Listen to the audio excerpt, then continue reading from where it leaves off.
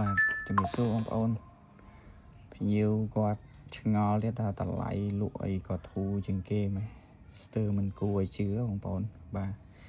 អានេះ Ultra 2025បាទហើយក៏មានឯកុបពីដូចស៊ីននេះបាទអានេះគឺស៊ីន 100% បងប្អូនអញ្ចឹងអានេះគឺ Samsung Galaxy Watch Ultra បាទថ្មីប្រអប់បងប្អូនគ្រាន់តែហែកប្រអប់ទេបងប្អូនបាទ LTE ទៀតបងប្អូនបាទ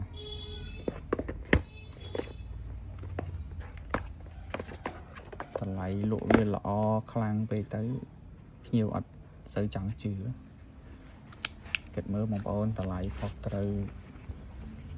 មិនតិចមិន10 20រៀលទេបងប្អូនតម្លៃខុសត្រូវច្រើន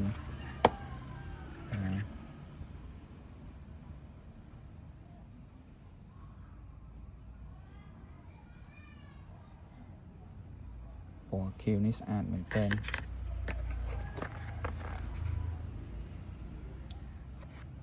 ថតចឹងមើលអត់សូវឃើញស្អាតទេខាងក្រៅស្អាតខ្លាំងពណ៌វាខៀវ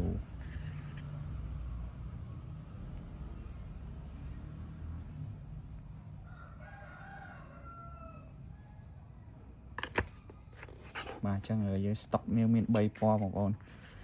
ចំពោះតម្លៃវិញតម្លៃមានស្តុកនេះគឺតម្លៃ$349អូតម្លៃនេះល្អខ្លាំងមែនទេបងប្អូន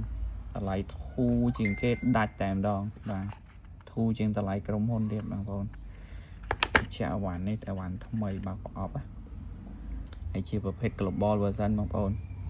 បាទមាន eSIM ទៀត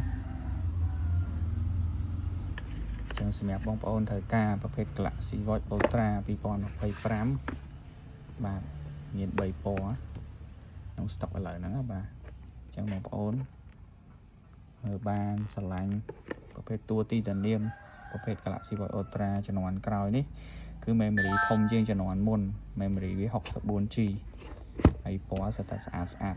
ឆៃអានេះពណ៌ប្លែកជាងគេពណ៌នេះតំណាងឲ្យ2025បងប្អូនមួយជំនាន់មុនមានពណ៌នេះហើយនឹងពណ៌ខ្មៅខ្សែទឹកក្រូចមួយទៀតចឹងបងប្អូនត្រូវការអាចតាក់ទងបានអរគុណ